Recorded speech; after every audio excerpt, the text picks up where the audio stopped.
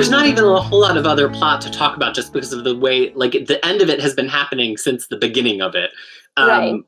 Like, I almost want to, like, get it digitally and, like, sort out all the pages so I can read it in order and, like, see if it makes a different kind of sense that way. But the thing that really comes across to me is, like, I just do not buy this whole we're making all of these mythological creatures thing. I'm like, you have all of the power of myth, and let's review your work. You've got La Llorona, you've got this Hook guy, what I guess he's supposed to be like a Jack the Ripper type of archetype. You've got Right. Killer Croc, and you've got Bloody Mary. Like, that's all you've done. Like, that's your bringing myth to light. Those are the only myths you got a hold of so far, and those are the But, ones you picked first. but didn't they also say that the myth has to be believed? They can't just bring any of the ones correct. They have to they have to bring back the ones that are believed still. Yes, that is true. Like, there needs to be a certain amount of superstition about that thing still in the world, which is why Croc, Yeah. like, starts out as just kind of like a nasty sewer crocodile who's, like, got too big for the sewers, but then he's almost going through like a Pokemon evolution as each iteration of him gets connected to a bigger myth, which I think that's probably the best they did out of all of the myths. Right. But the other ones, just like the Bloody Mary one, just felt so flat for me, and I continue to hate her straight through the next two arcs too. It just never really works for me. Right. And I think, like, because of the Gotham has always that problem with Batman being the bigger than life lore. So I think that, people stopped believing in other ones. Yeah. But I think that's something that was discussed a little bit in this one, or I'm probably thinking of it from somewhere else. But that's one of the reasons they can't bring more back, because I think that's the reason they first came to Gotham, because there were a lot more lore or mythology that they can bring back. But when they arrived there, they saw that the people started believing in Batman more, and obviously because 0 year happened and they're just recovering from that, so that's one of the reasons that they couldn't find enough. I agree with that, and I think that ultimately it, like, you can only critique the character's mission so much before you have to start critiquing the writers. And it's like, if you're going to bring people to Gotham who are invested in exploiting myth, why are they not using Man-Bat? Why are they not, like, it just feels like wouldn't you want to mine the myths that have risen up around Batman himself instead of using these, like, generic children's myths that you could use anywhere? It's just like a really strange disconnect to me. Like, why would you expose yourself to the risk of doing this in Gotham if you could just be doing it in, like, Dover, Delaware, which is kind of Metropolis in reality. Yeah, but then at the same time, how much of it is editorial interference, do you think? Because they are like, we need to keep Batwoman and Batman separately, so you cannot, you can have Killer Croc. That's it. We're gonna use everyone else. I absolutely felt that. I 100% felt that. We find out that all of this is kind of, at first, like, you think that it's just a one-off event, that the children are being, but then children are being kidnapped, and it's the whipping lady who's doing all of it. But at the end of this one, you realize that there's more to it than that. And the young lady that they chose to as their ally is actually the main person, or, the one that is, like, driving everything.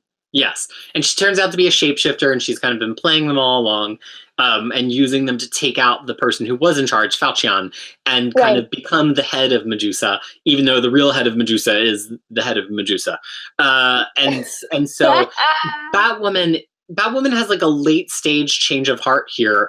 Like, the base is flooding, everything's going to crap, and Chase is like, can we please kill them and rescue these kids who are here? And Batwoman all of a sudden, like, gets real hard about the Batman code, and she's not going to kill them, and she ruins everything, which also kind of shocked me, because Batwoman, it seems like, when it comes to hostages or not hostages, based on what happened with her mother and her sister, you think that she would take the shot to try to get the hostages. I don't know. Right, and that was purely a parallel to Batman. They needed to make the parallel, like, Batwoman to be an exact Batman, and that's one of the reasons. All of a sudden, oh my God, we're not killing anymore. And yeah, to me, I was like, oh really? That was her thing? Because honestly, when I read Elegy, or any of the like in the first Gay Rucker's run, I didn't thought that that was her rule. I didn't know that was her rule. No, I didn't think so necessarily either. She mentions it to her dad at a couple points, but not she's definitely doesn't have like a no guns thing. She's not anti-projectile the way that right. And I think like, and later on, there is a one episode, one issue where she's talking to she's leaving a message for her dad, and I think in that one it explains more that how she came to be to that point. And so yeah, it's one of those things. I'm like, oh, really? Another? I never get that. Honestly, like I understand it's a noble thing that they don't want to kill people, but come on, Joker needs to. Yeah, I am totally with you. Joker needs to be like, and I don't understand that thing about the superhero. Like, it's not me. I would never do that. I would never abide by that rule. So to me, it's like, ugh, whatever. Yeah, and it's a conversation we could have at length probably another time. But it's right. What really annoys me, like you're maiming these people. You're pretty much paralyzing these people, which is a worse fate than death. But you're stopping at like, oh, you know what? We're not going to kill. Oh, screw that. Well, and also I think that like Marvel's heroes don't tend to kill either, except for Wolverine. But I don't think they make quite as Punisher? big a deal of it. Punisher, okay. But I mean like the heroes, like Spider-Man, Captain America. But they don't make as big of a deal of it. Like DC's heroes always have to say as they're doing it, but I won't kill you. And after a while, it just starts to make me really angry when I'm reading DC. I'm like, well, this is the source of all your problems. That's right. That's right. I mean, that's the thing, though. Like, I think we're really digressing it, but MCU does a really good job at it. That they don't have this rule, so they can pretty much use the stories to fit them. And in Marvel, I think other than Daredevil, no one actually have that core value. Well, so Captain America doesn't. I don't think Captain America, when it's Steve anyway. Yeah, but the thing is, like, he has his moments. Like, and if they were Nazis and they were firing guns at him and he had to kill them, he would kill them. Right, but the thing is, like, it's that means that you're capable of killing. But the thing is, like, in DC, oh my God, no one wanna do it. So yeah. But, so we end this issue, this arc, with a brief epilogue, which I think actually was a nice moment, which is that Kate comes back from this mission having failed, having not found the kids. And in a way, she's also failed Maggie because Maggie's looking for those kids too. And she opens up her whole box of memories, all of her photographs, and she shares it with Maggie. And this is the point that like she obviously isn't telling her yet that she's Batwoman, but she shares this very personal thing, and you can just feel their relationship like becoming more real there in that moment on the page. Right. Right, and the thing is that also like it was another moment is that Maggie reveals that she has a daughter. Yes, which I was totally shocked by, having not read her before. Right, and the thing is, in the previous run, this one of the mother whose children are kidnapped actually told her that, oh, women like you will never understand, and that kind of brings it all together in a way, because I'm obviously like, by a woman like you, she's saying that, oh, because she's gay, she would never understand it, but the thing is, like, she actually has a daughter. And it happened before she came out. She had a husband, she had a child, and then she came out. She divorced, and then lost the custody of the child. What's interesting to me is I really paused in that moment and asked myself, did the grieving mother of the kidnapped kids mean because she was gay, or because she's just this career woman? She's in the police, like she's like too heartless to understand. And it was a nice amount of ambiguity. I think if an author who didn't have at least that deft of a touch, like we've had a lot of criticisms of Williams and Blackman as authors in this episode, but I think a less deft author would have been like, you don't know because you'll never have children because you only are interested in women. Like they would have made it so much more pointed, and I actually liked that it wasn't that pointed, and it allowed you to imply other things about Maggie Sawyer other than just her sexuality.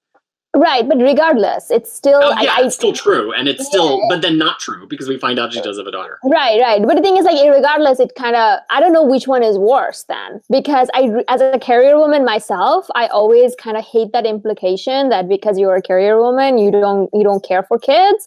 And that's... Like, I don't know what's worse.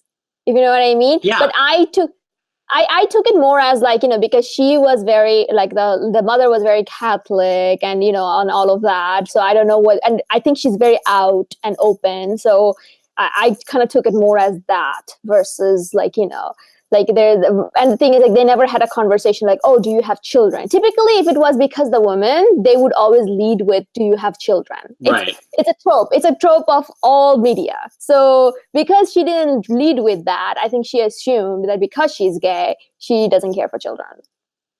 So that is where we end in terms of these two trades. Batwoman still failing, still has not cracked what's going on in the Medusa. Now she's DEO, super pissed at her, but they know that Medusa has gone to ground, and they are determined to find her. So we will be back in next week's episodes to talk about the next two trades. They're right behind Wonder Woman. I have it. Here you go. There's the two. World's Finest. Although World's Finest doesn't tip you off on the cover, this co-stars Wonder Woman throughout the entire. Yes. And boy, do we have some opinions. Oh yes, we do. And the thing is, like, it's actually a wordplay between the World's Finest, between Batman and Superman. So but it's actually Batwoman and Wonder Woman. So it's really interesting because of that. And then you have the Blood is Thick, which the cover really spoils everything. Yeah, a little bit tough. But yeah, we'll be back. We'll be back to talk about both those next week. So if you've been reading along with us, leave us comments. What have we nailed? What have we made you think about? Faria keeps surprising me with things I didn't notice, and I'm trying to do the same for her. So what are things you'd noticed that maybe we didn't, or what did we bring up that you've never seen before in this run? Let us know in the comments, and we will see you again, same bat time, same bat channel next week, so that we can dig into the end of this J.H. Williams and Blackman run, and then the week following that, get into Rebirth. So thank you so much for watching.